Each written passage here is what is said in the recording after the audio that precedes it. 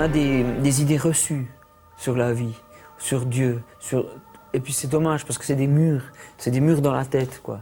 Et mon but, c'est d'abattre les murs, c'est que les gens se disent « Ah ouais, tiens, j'avais pas vu ça comme ça. » J'aimerais que ça fasse un déclic, quoi.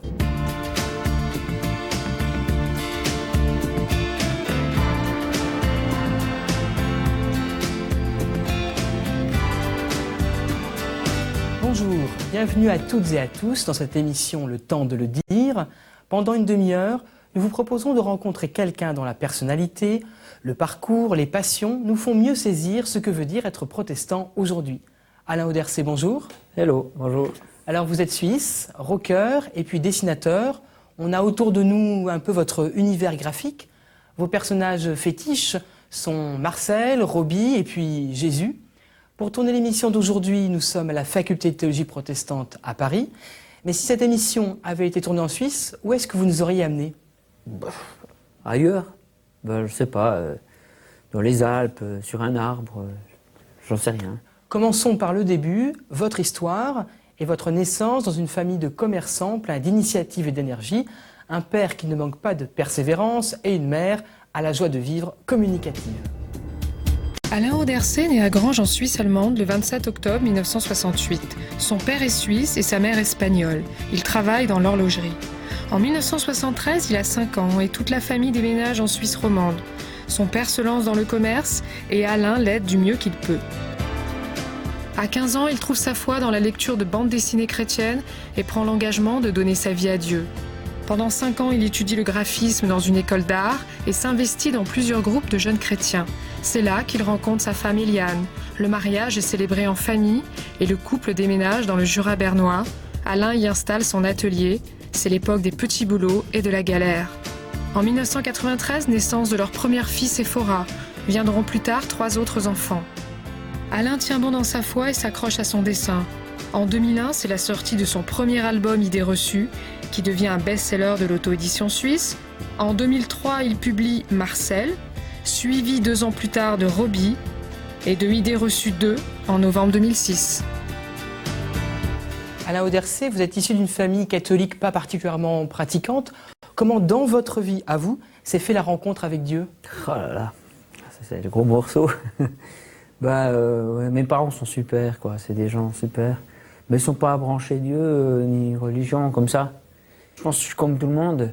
J'ai des questions et tout ça. Et je pense que c'est pas dans la religion que je vais chercher là-dedans et tout ça. Mais j'ai trouvé un ramassage de vieux papiers, plein de bandes dessinées.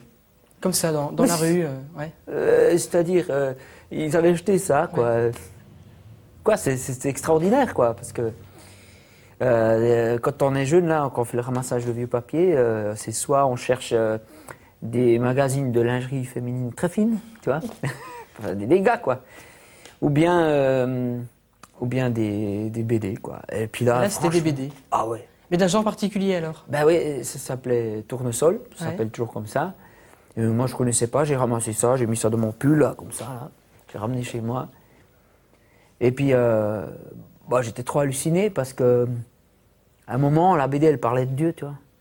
Puis je me suis dit, mais qu'est-ce que Dieu vient faire dans mon monde ? Pour moi, Dieu, c'était ce qu'on enferme là dans ces bâtiments avec une cloche au bout, là. Mais je comprenais pas, quoi. Parce que la BD, c'est mon monde, quoi. Parce que là, ça passait par la BD, puis en plus, ça racontait des histoires de personnes qui donnaient leur vie pour Dieu, qui partaient en mission, qui se mettaient à s'engager. Ouais, des gens tout simples. À d'autres époques, ou à aujourd'hui, des gens simples comme moi. Des histoires de missionnaires, des choses comme ça. Ouais, mais en fait, ce qui m'a touché, c'est pas la religion ou ce que les gens faisaient ou tout ça. Je pense que Jésus s'est approché de moi. Je ne peux même pas dire que c'est moi qui l'ai cherché, c'est lui qui m'a trouvé, quoi. Et puis, il y a une amitié. Ça paraît un peu gonflé de dire ça, mais il y a une amitié qui s'est créée. Ouais. Ça a commencé par la bande dessinée. La bande dessinée vous a touché. Mais comment vous vous êtes dit après que vous alliez vous mettre à faire de la bande dessinée avec un thème évangélique, chrétien ? C'est-à-dire que j'ai commencé à parler à Dieu. D'abord, je pensais qu'il n'y avait personne. Mais je me dis, non, mais il y a quelqu'un en fait. Puis j'ai pris cette démarche d'y croire. Et les choses changeaient, ma vie changeait en bien, tout changeait en bien. Il y a des choses que je ne remarquais pas, que tout à coup je remarque.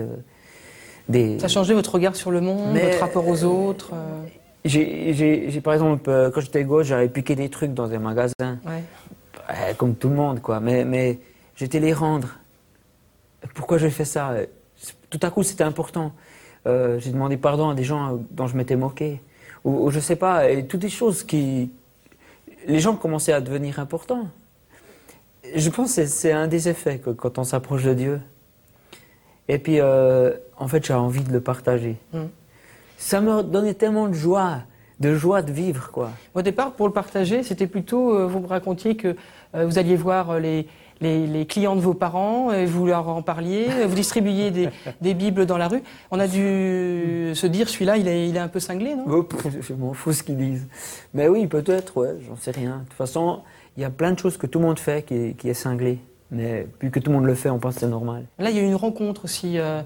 C'est une rencontre avec un pasteur qui vous a décidé à vous dire je vais me lancer là-dedans. Ouais, en fait, de nouveau, c'est pas vraiment la rencontre avec le pasteur, c'est de nouveau le grand patron, en fait. Mais il utilise pas mal de gens. Hein. Il est bien entouré. Mais en fait, j'étais à une rencontre, et à cette rencontre, il y a eu un appel. On a demandé qui c'est qui a des dons ici, qui c'est qui a des talents, puis il veut les mettre au service de son prochain, au service de Dieu. Moi, j'étais au fond parce que là, on est bien planqué. Je me suis levé et j'ai dit, je me suis levé devant Dieu, quoi. C'est ça. J'ai dit à Dieu, mais tu sais, Seigneur, je sais rien faire. Je n'ai pas de métier, je ne suis pas un artiste, je n'ai pas fait des grandes études. Voilà, quoi. Mais je te donne ce que j'ai. J'aimerais tellement être utile. Et puis, en fait, là, il y avait un pasteur, c'est celui-là qui faisait l'appel. Il m'a dit, alors, c'est quoi ce don? Je t'ai vu te lever. Je me suis dit, il faut trouver quelque chose. Je me suis dit, mais oui, mais je pourrais faire de la BD, en fait. Et c'est là que je me suis donné à fond, de tout cœur. Vous avez fait une école, vous avez essayé le concours, vous avez pensé que ça n'avait pas marché, puis finalement, ça a marché. Et puis vos albums sont sortis, mais il y a eu des périodes de galère aussi.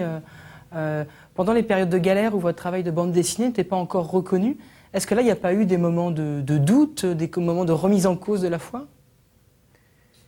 Mais des doutes par rapport à ce que j'ai pris le bon chemin, mais pas par rapport à Dieu. Enfin, c'est-à-dire que ce qui est important dans une vie avec Dieu, c'est important d'avoir ce contact. Parce qu'on peut être très religieux, faire des trucs religieux, être loin de Dieu. Et des fois même, la religion peut t'éloigner de Dieu. Parce que tu fais des trucs, tu penses que tu as fait ton devoir. Mais c'est une amitié qu'il faut, c'est une relation. Comme père, fils. Mais ce qui est important, c'est d'avoir cette relation. Et quand tu as ce contact, tu n'as pas de doute, quoi. Parce que c'est là, quoi. Par contre, oui, des fois je me suis dit, mais c'est dur parce que je fais ces BD, je n'étais pas connu. Bon, je ne veux pas dire que je le suis maintenant, mais ça va quand même mieux, quoi, à ce niveau. Mais je devais ressembler à un clochard comme j'étais, parce qu'on ne gagnait rien, quoi. Mais je savais que je devais le faire. C'était un devoir. D'autres gens ont le droit de rencontrer Dieu dans leur vie, puis je dois le faire. C'est important. Je ne sais pas comment dire, c'est un feu. Je ne veux pas dire que c'est de l'humanitaire, mais quand même, parce que quand tu traverses des galères, je ne sais pas, ton conjoint te quitte ou je ne sais pas quoi, puis que tu te retrouves tout seul, c'est trop dur, quoi. Mais il faut que les gens sachent que Dieu est là, qu'il les aime, qu'il s'inquiète d'eux, et qu'il y a une source qui est là à disposition de n'importe qui pour être mieux, quoi. Et puis je me suis dit, je dois le faire. Même que c'est dur, même que je gagne rien, mais un jour, je sais que ça touchera beaucoup de gens. Je dois le faire pour ces gens. On est aujourd'hui assez loin des galères. On vous a suivi à Angoulême, qui est la capitale de la bande dessinée. Sandra Barr, notre réalisatrice, vous a suivi. Et on va découvrir que là-bas, il y a énormément de chrétiens qui participent au Festival international de la bande dessinée.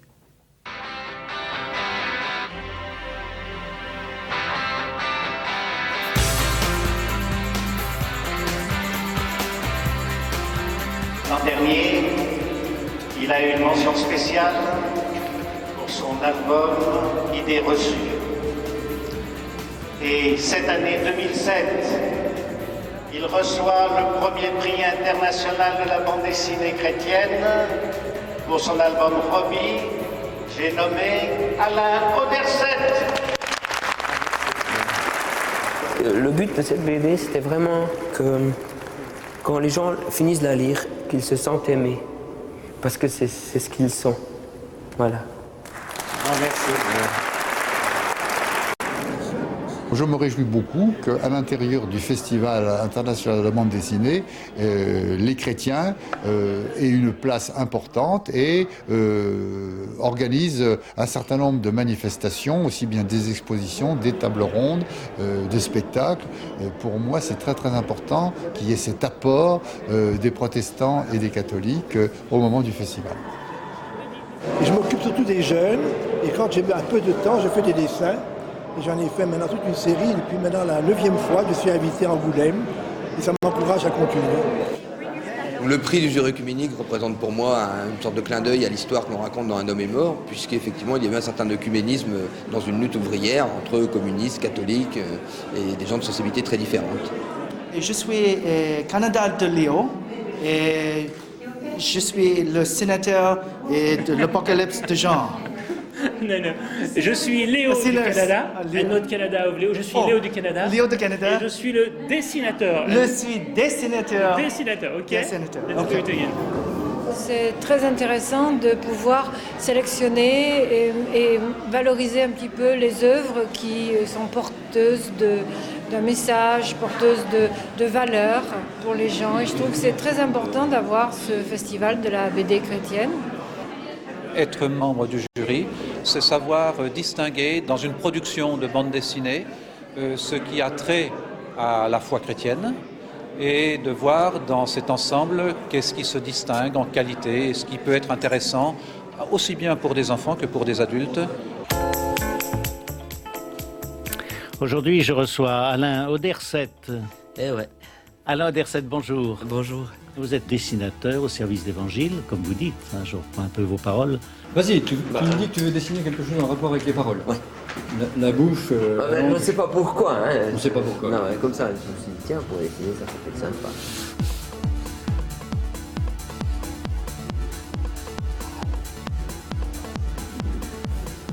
Qu'est-ce que tu as à répondre à ça? C'est un peu une tête de comédie, ça. Hein. Voilà ce que ça me dirait, quoi. Non, attends, j'ai une idée. Je peux faire une suite? Oui. Quelle couleur? Ah, la couleur. Pour les vivants, parole de mort. Puis pour les morts, c'est genre, ouais, c'était un bon type, en fait. On peut s'arrêter. Oui. Alors on signe. On signe pas forcément son propre dessin. Alors... C'est pas moi qui ai dit ça. Bon, c'est vrai qu'un petit dessin peut en dire davantage qu'un long discours. Hein. Cette présence des chrétiens à Angoulême n'est pas très connue. Qu'est-ce qui intéresse, à votre avis, les chrétiens dans la bande dessinée? Est-ce que c'est une manière de toucher un public qu'on ne touche pas habituellement? Est-ce que c'est une manière de dire les choses différemment? Pour ma part, mon but, c'est de partager ce que j'ai rencontré de Dieu, plutôt que de présenter telle église ou tel machin. Mais en tout cas, c'est encourageant de voir autant de gens croyants, quoi, qui l'utilisent avec de l'art, quoi. Le dessin permet de dire des choses en ramassant, en donnant une image, en parlant différemment? Mais si tu gardes le Seigneur, quoi, il parle beaucoup en images. C'est énorme. Même dans les premières pages de la Bible, quand tu regardes déjà du temps de Moïse et tout ça, je veux dire, c'est tout le temps des images, quoi. Je sais pas, par exemple, l'Arche de l'Alliance, c'est extraordinaire, quoi. Enfin, etc. Il y a tout le temps des... Jésus parle beaucoup aussi en parabole, il fait des caricatures de ses adversaires. En plus, aujourd'hui, des fois, Jésus il dit des phrases, des images, mais je suis sûr que les gens étaient pliés, quoi, parce que c'était vraiment drôle, quoi. La poutre dans l'œil, tout ça, quoi. Ouais. Aujourd'hui, on les a tellement répétés, on arrive à les dire sans rire, quoi. C'est dommage, parce que je suis sûr qu'à la base... Les pharisiens, vous filtrez le moucheron, mais vous gobez le chameau, choses comme ça. Eh ouais, je suis sûr qu'ils se marraient bien. Ouais, on n'a pas tellement le sens du gog dans les églises. Mais bon, c'est en train de changer, c'est bien.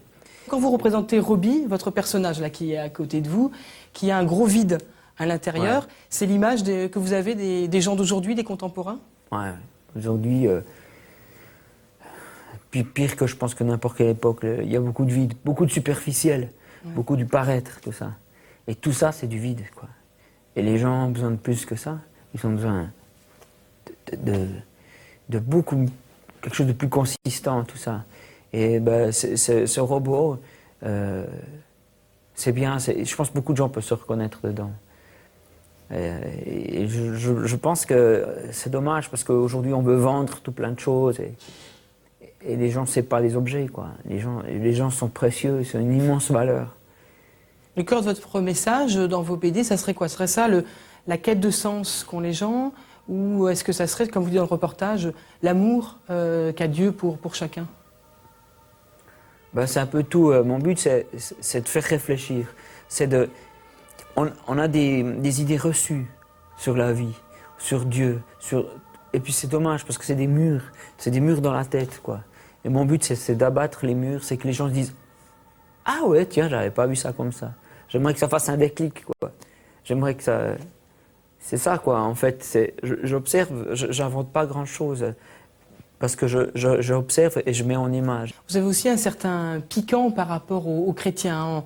On voit le dessin qui est juste là sur ma droite. Derrière, où on a un peu la critique des chrétiens du dimanche, chrétiens conservateurs. Mais à lire vos BD, on a l'impression que pour être chrétien, il faudrait toujours être super dynamique, super heureux, que si on n'est pas heureux, c'est qu'on n'écoute pas le Seigneur. Il ne peut pas y avoir un côté un peu culpabilisateur aussi là-dedans? Ah, vraiment, j'aimerais pas être culpabilisateur, au contraire, quoi. J'aimerais... C'est pas du tout le but. Mais ce que vous pointez, c'est quand même essayer d'être cohérent. C'est la cohérence, d'une certaine manière. Ouais, parce que autant des gens qui disent qu'ils sont pas croyants, qui sont athées, ou des gens qui disent qu'ils sont pratiquants, et ben, souvent, quand tu regardes la vie, la croyance ne correspond pas à la vie. Et ce que tu fais crie plus fort que ce que tu dis. C'est vrai. Alors Paris, Angoulême, difficile de continuer notre portrait sans aller chez vous, en Suisse, là où vous habitez, à la rencontre de vos amis, de votre famille et de votre atelier. Un voyage très rock'n'roll. C'est à Saint-Imier, village suisse situé dans le Jura bernois, que la famille Audercet s'est installée il y a 15 ans. On suit avec attention toute sa carrière et puis on est content de ses développements, d'autant que c'est quelqu'un qui ne se définit pas sans son lieu d'origine. Hein. Partout où il va, il dit d'où il est et puis il dit son attachement à cette région. Il la porte avec lui et puis c'est clair qu'il nous emmène un peu avec. Déjà très jeune, je me souviens qu'il était déjà en recherche spirituellement. C'est pas évident, je trouve, de se lancer comme ça dans un domaine qui offre peu de sécurité financière. Et ouais, après son travail lui-même, je trouve vraiment chouette, en tout cas les BD qu'il a sortis. Je trouve super qu'il puisse parler de sa spiritualité par ce moyen-là, de la bande dessinée. Moi je trouve que c'est beau qu'il fasse ça parce que c'était son rêve de faire la BD. Et puis contre vent et marée, il l'a fait. Et ça je trouve magnifique. Déjà visité par l'enfer dans tes yeux. L'insouciance et les croix de paradis ont disparu, faisant place à l'odeur amère de celui qui t'a donné. Avec 4 enfants, je crois pas qu'on aurait fait ça si on n'avait pas confiance en Dieu, que c'était vraiment dans ses mains, que notre avenir était dans ses mains. Bah écoute, il me reste plus que ça, puis j'ai fini Après, je passe à l'encre. J'ai passé par les moments qui n'étaient pas très évidents de ma vie et par rapport à ces dessins, c'est quelque chose qui m'a aidé à toujours accrocher à Dieu. et qu'on a besoin des gens qui sont vraiment concrètement en relation avec Jésus-Christ. Ne dis jamais que tu ne vaux rien, car même dans la plus sale des flaques peut se refléter le ciel.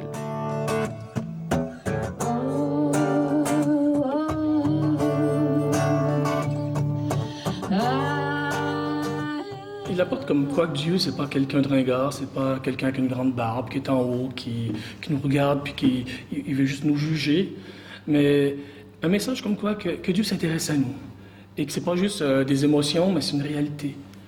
C'est quelqu'un aussi qui veut dire, mais l'Église, ça peut être passionnant. Qu'à la fois, ça peut être quelque chose d'exaltant, pas de mystique, pas nécessairement de fanatique, mais quelque chose qui peut nous engager dans un élan, dans un mouvement, vouloir changer la société, mais par l'amour. Je ne suis pas très croyant à la base. Ça fait que depuis quelques semaines où je commence à m'intéresser. J'étais plutôt côté satanisme à la base. Et puis, sans forcer, il m'a gentiment repris puis dit, écoute, il y a d'autres choses plus agréables à voir dans la vie que de se détruire.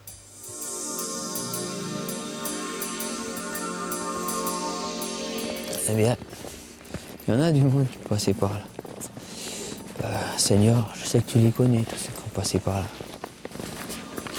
Touche leur vie, Seigneur. Fais qu'ils puissent te rencontrer un peu mieux. Sur le chemin de sa vie avec Dieu, Alain est au service des autres, toujours à l'écoute, toujours de bonne humeur. Il nous apporte un autre regard sur la foi, celle d'un homme simple, en phase avec le monde qui l'entoure. À la fin du reportage, on vous voit dans la forêt, en train de parler à Dieu. Dieu, il est caché dans la forêt? Ben non, en fait, il est là. Si, vous pouvez filmer. Non, mais il est là, derrière le poste de télé. Il est près des gens. Je ne veux pas dire qu'il a un défaut, mais ça serait pas très bien de dire ça, mais il est très discret. Ouais. Tu peux passer toute ta vie sans le voir, et pourtant, c'est la personne qui t'aime le plus. Est-ce que c'est pour ça qu'il y a tant de gens, finalement, qui passent à côté? C'est parce qu'il est aussi discret? On voit ce jeune homme qui s'est détourné du satanisme. Est-ce qu'il y a beaucoup de jeunes que vous rencontrez comme ça, qui se détournent vers des choses assez dangereuses parce que finalement Dieu est trop discret? Bon, discret, c'est vrai. C'est aussi que beaucoup de gens sont aveuglés. Aveuglés par tout le spot de ce qu'on nous fait croire qu'est la vie, quoi. Quoi, par exemple? Enfin, quels sont ces spots-là? Quand tu vois toutes ces pubs pour maigrir, comme si c'était le plus important. Ou quand tu vois, je sais pas, souvent dans les médias, on n'ose pas parler de Dieu. Donc on pense que Dieu n'existe pas, puisqu'on n'en parle pas. Mais le monde est plus grand que simplement ce qu'on voit dans un poste ou dans un écran. En fait, Dieu, il est là, près de vous. Il suffit des choses qui paraissent tellement... Ça semble trop simple. Mais les choses qui ont le plus de valeur, on ne peut pas se les payer. Tellement elles sont bon marché. Par exemple, que tu es né avec un corps, même si tu manques une jambe ou trois, hein, tu n'as rien fait pour le mériter. Pourtant, c'est une immense valeur. Une mère, tu n'as rien fait pour... ça n'a pas de prix. Et pouvoir parler à Dieu, c'est à tout le monde qui peut faire ça. Il n'y a pas besoin d'être une classe sociale ou je ne sais pas quoi, ou d'une classe religieuse. Tu peux parler à Dieu là où tu es maintenant, tu vois. Et puis, ça... c'est grand, c'est une immense valeur, parce que quelqu'un écoute, quelqu'un qui t'aime vraiment écoute. C'est ça qui est grand, quoi. Une des personnes interviewées dans le reportage dit ce qui l'amène aussi, Alain, c'est de montrer que Dieu, c'est pas un vieux monsieur ailleurs avec une grande barbe, c'est en phase avec notre monde.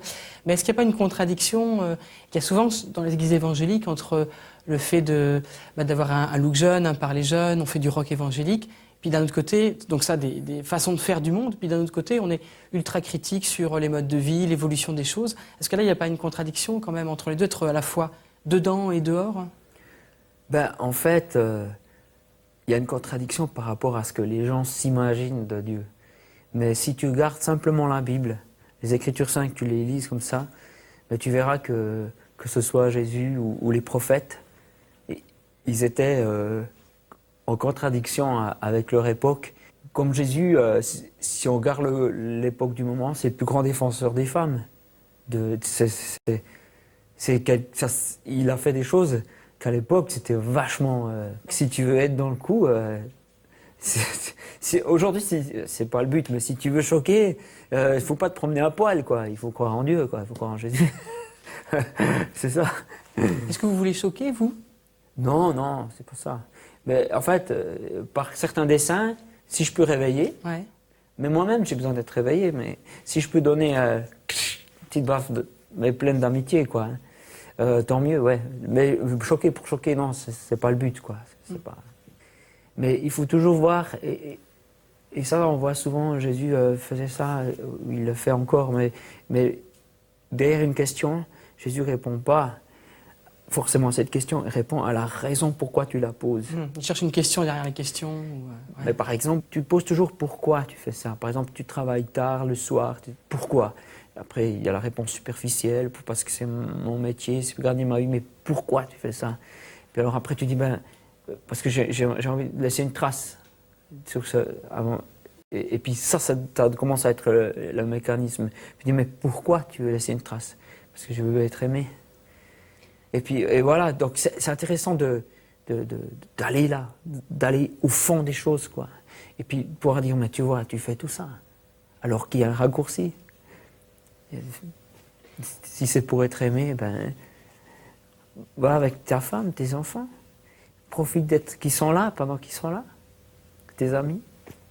Est-ce qu'il y a encore des choses que vous demandez à Dieu, ou est-ce que vous vous dites que vous avez déjà tout? Oui, bien sûr, je demande beaucoup de choses, mais ce n'est pas forcément des choses matérielles. Une chose que j'ai demandé dernièrement, j'aimerais pouvoir être comme lui, aimer sans rien espérer en retour. Cet amour inconditionnel, j'aimerais bien. Mais je suis trop tordu. C'est pas possible d'être tordu. Mais voilà, quoi. De toute façon, je crois que ce qu'on peut avoir vraiment besoin, c'est en lui. Et souvent, dans les gens qui nous côtoient. Alain Auderset, merci d'être venu jusqu'à Paris pour cette interview. Bon retour en Suisse pour continuer votre ministère d'annonce de l'Évangile par la bande dessinée, on pourrait dire comme ça? Voilà, ça fait un peu pompeux comme ça, mais c'est plus simple que ça. Mais bon. Alors pour ceux qui voudraient mieux vous connaître, il y a bien sûr vos bandes dessinées, et puis vous serez également présent au rassemblement évangélique Pentecôte 2007, qui aura lieu à Valence du 26 au 27 mai. Le temps de le dire est maintenant terminé. Alain, au revoir. Bye. Merci à vous tous et à vous toutes pour votre attention, le temps que vous nous avez accordé. Bon dimanche à toutes et à tous.